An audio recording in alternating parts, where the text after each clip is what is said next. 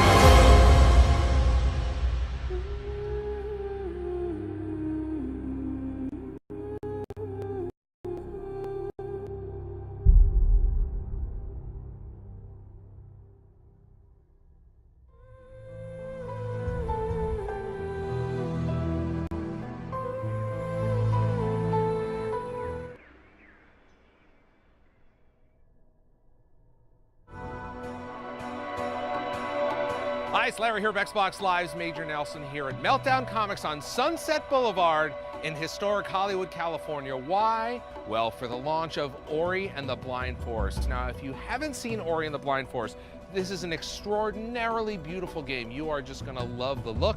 More importantly, there's a lot of fun in there to play. We got a chance to talk to our friends at Moon Studios. Now, for everyone else, this is a launch. For them, it's the culmination of 4 years of hard work. Let's take a look.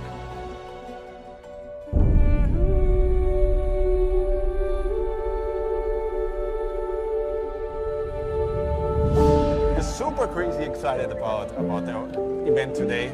It's kind of surreal. We can't believe it's finally out there and people are going to play it. We just want to see how people like our game, and it's just a crazy thing that, you know, after 4 years, this like one idea that we had in, you know, small basement in our homes, it just comes to fruition and becomes this event with all of these people like playing the game and being true fans and being touched and moved by the game.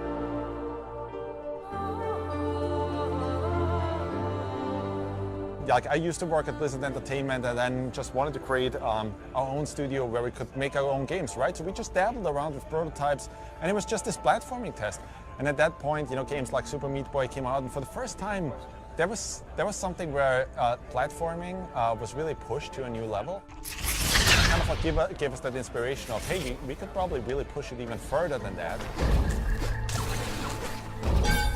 And yeah, it was just a crude demo in itself, like if you look at the visuals and so on, but that didn't matter, right? Because the actual gameplay, like the feels of the control and so on, the pixel precision was already there, and that's a really good place to start from. Another interesting thing about it, I'm just having flashbacks now as you asking these questions, like to our first vertical slice pitch to Microsoft, like to make this game.